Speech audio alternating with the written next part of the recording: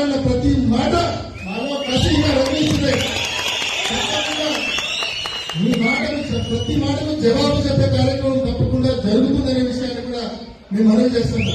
నోరుంది కదా అని చెప్పి నిన్న మాట్లాడినాడు బీటెక్ రవి. ఎంత మాట్లాడితే వాడు వీడు లెవెల్లో మాట్లాడాడు. నీ గురించి అట్లా మాట్లాడడానికి నాకు ఎంతసేపు చెప్పు. నువ్వెంత, నీ బతుకెంత? ఈ ఊరు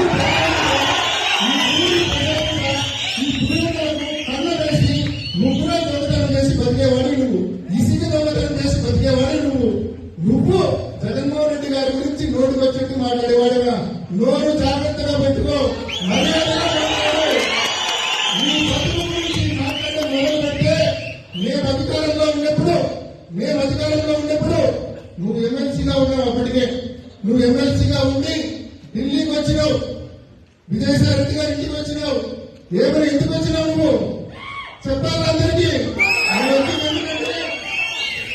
వచ్చింది ఎందుకంటే ఆయన ఎమ్మెల్సీ పదవిని నేను అమ్ముకోవడానికి సిద్ధంగా ఉన్నా, నాకు 12 కోట్ల రూపాయలు ఎవరైనా ఇవ్వండి, నేను ఎమ్మెల్సీ పదవిని అమ్ముకుంటానని చెప్పి ఢిల్లీకి వచ్చినాడు. జగన్మోహన్ రెడ్డి గారు అట్లాంటి పనులు ఏంటి వాళ్ళంతా మనం తీసుకోమని చెప్పి జగన్మోహన్ రెడ్డి గారు తిరస్కరించారు. అతను 12 కోట్లు పెట్టి ఎమ్మెల్సీ పదవి నేను రిజైన్ చేస్తాను, మీరు ఆమోదించుకొని మీరు కావాల్సిన వాళ్ళకి ఇచ్చుకోండి, నేను అమ్మేసుకుంటాను ఆ పదవి. అదేవిధంగా ఆ తర్వాత మీరు జాయిన్ చేసుకుంటే వైసీపీలో చేరుతా, మీరు జాయిన్ చేసుకోకపోతే నేను రమేష్ ను పెట్టుకొని నేను బీజేపీలోకి వెళ్ళిపోతా అని ఆయన చెప్పిన మాట సాయిరెడ్డి గారి దగ్గర చెప్పినాడు. జగన్మోహన్ రెడ్డి గారు నో చెప్పినాడు. ఇదే ఆయన బతుకు. పదవిని అమ్ముకునే దౌర్భాగ్యమైన బతకాలి. ఈ రోజు నువ్వు అక్కడ వచ్చి మళ్ళీ పెద్ద మాటలు మాట్లాడుతా ఉన్నాడు. నీచమైన బతుకునేది నువ్వు కన్నా మళ్ళా నీ పార్టీ మళ్ళీ నీకు ఏదైనా కట్టబెట్టా కూడా మళ్ళీ వైసీపీ అధికారంలోకి వచ్చినాక నీ బతికిదే మళ్ళీ పదవి అమ్ముకుంటానని చెప్తావు. ఈరోజు ఎమ్మెల్సీతో సుమారు 20 మందితో రాజీనామాలు చేయించారు మన పార్టీకి సంబంధించిన ఎమ్మెల్సీ. కానీ ఆయన చైర్మన్ మంచోడు అయ్యి వాళ్ళ రాజీనామాలు యాక్సెప్ట్ చేయలేదు. వీళ్ళందరూ కూడా 5 కోట్లు 7 కోట్లు పెట్టి పదవులు కొనుక్కున్నారు. 20 మందితో రాజీనామాలు చేయించినారు. మండలి చైర్మన్ అక్కడ రాజీనామాలు ఆమోదించడం లేదు కాబట్టి వీళ్ళందరికీ పదవులు రావడం. అంటే పదవి అమ్ముకునే పరిస్థితి నుంచి ఈ రోజు కోర్టు పెట్టి పదవి కొనుక్కునే పరిస్థితి వరకు నువ్వు వచ్చినావంటే పులివెందులకు ఏ స్థాయిలో కన్నం వేసినావని నువ్వు ప్రతి ఒక్కరు కూడా అర్థం చేసుకోవాల్సిన అవసరం ఉంది. చక్రాపేట మండలంలో ఇక్కడ ఉన్నారు. మీకు తెలుసు రోజు ఎన్ని ట్రిప్పులు 100 ట్రిప్పులు కనీసం చక్రాపేట నుంచి బెంగళూరు పోతాను. మీకు వెళ్ళారా మీరు ప్రతి రోజు చూస్తారు. సో ఎవరు చూడలేదని వీళ్ళు అనుకోరు. వేముల మండలంలో వీళ్ళు ఉన్నారు.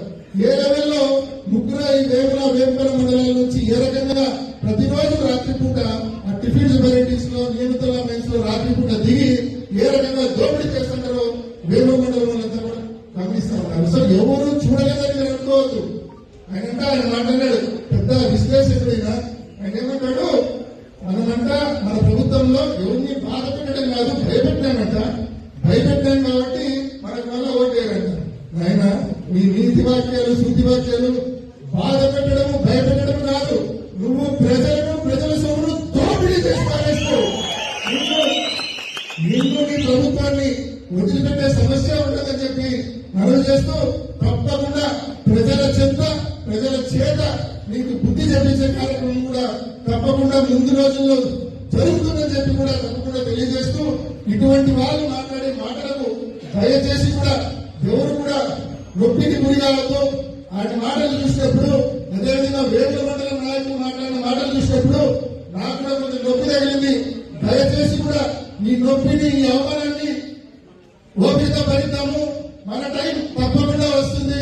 మన టైం వచ్చినప్పుడు ఈ ఊరికి మంచి చేసి చెప్తాం.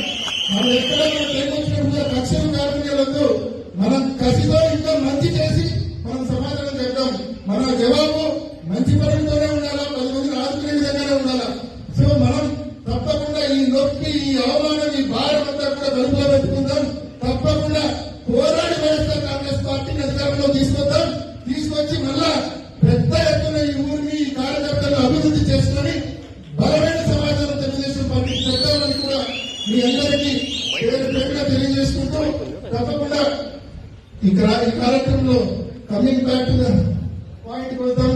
సో బిఎల్ఎస్ మీరు మాట్లాడిన ప్రతి మాట మాలో కసిగా రగిలించింది.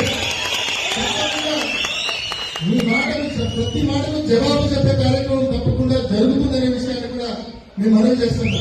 నోరుంది కదా అని చెప్పి నిన్న మాట్లాడినాడు బీటెక్ రవి. ఎంత మాట్లాడితే వాడు వీడు లెవెల్లో మాట్లాడాడు. నీ గురించి అట్లా మాట్లాడడానికి నాకు ఎంతసేపు చెప్పు. నువ్వెంత, నీ బతుకెంత, ఈ ఊరు కన్న వేసి ముగ్గురు దొంగతనం చేసి బతికేవాడు నువ్వు, ఇసుక దొంగతనం చేసి బతికేవాడు నువ్వు జగన్మోహన్ రెడ్డి గారి గురించి నోటుకు వచ్చేట్టు మాట్లాడేవాడుగా.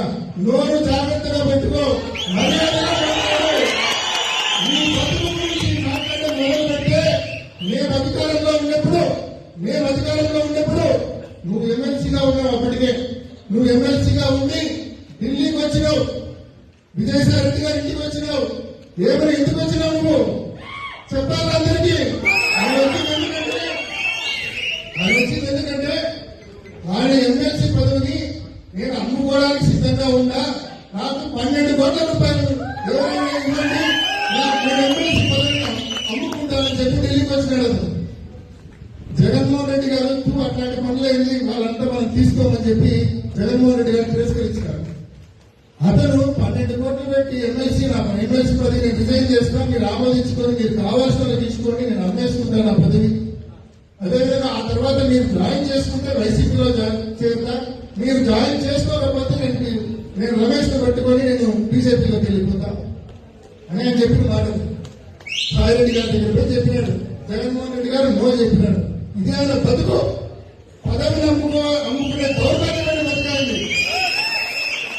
ఈ రోజు నువ్వు అక్కడ వచ్చి మళ్ళీ పెద్ద మాటలు మాట్లాడుతా ఉన్నాడు. నీచమైన బతుకునేది నువ్వు కన్నా మళ్ళా నీ పార్టీ నమ్మి నీకు ఏదైనా కట్టబెట్టా కూడా మళ్ళీ వైసీపీ అధికారంలోకి వచ్చినాక నీ బతికిదే, మళ్ళీ పదవి అమ్ముకుంటానని చెప్తావు. ఈరోజు ఎమ్మెల్సీలతో సుమారుగా 20 మందితో రాజీనామాలు చేయించారు మన పార్టీకి సంబంధించిన ఎమ్మెల్సీ.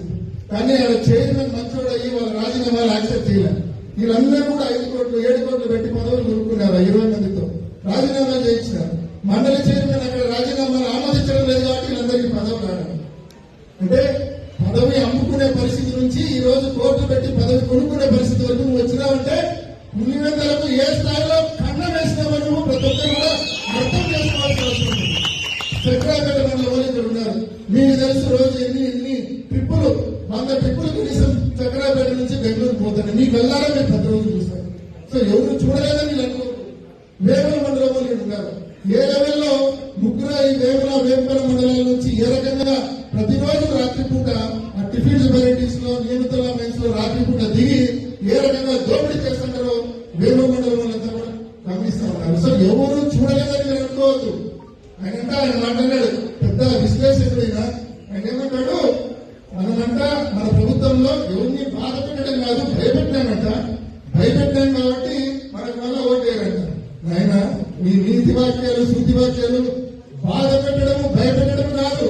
నువ్వు ప్రజల సొమ్మును దోపిడీ చేసి పారేస్తావు. నిన్ను నీ ప్రభుత్వాన్ని వదిలిపెట్టే సమస్య ఉండదని చెప్పి మనవి చేస్తూ తప్పకుండా ప్రజల చేత నీకు బుద్ధి చెప్పించే కార్యక్రమం కూడా తప్పకుండా ముందు రోజుల్లో జరుగుతుందని చెప్పి కూడా తప్పకుండా తెలియజేస్తూ ఇటువంటి వాళ్ళు మాట్లాడే మాటలకు దయచేసి కూడా ఎవరు కూడా నొప్పికి గురికావద్దు. ఆయన మాటలు చూసినప్పుడు అదేవిధంగా వేముల మండలం నాయకులు మాట్లాడిన మాటలు చూసినప్పుడు నాకు కూడా కొంచెం నొప్పి తగిలింది. దయచేసి కూడా ఈ నొప్పిని ఈ అవమానాన్ని ఓపిక భరిద్దాము. మన టైం తప్పకుండా వస్తుంది. మన టైం వచ్చినప్పుడు ఈ ఊరికి మంచి చేసి మనం ఎక్కడైనా టైం వచ్చినప్పుడు కక్షలు కార్మికులతో మనం కసితో ఇంకా మంచి చేసి మనం సమాధానం చేద్దాం. మన జవాబు మంచి పనులతోనే ఉండాలా, 10 మందిని ఆదుకునే విధంగానే ఉండాలా. సో మనం తప్పకుండా ఈ నొప్పి ఈ అవమానం ఈ భారం అంతా కూడా కడుపులో పెట్టుకుందాం.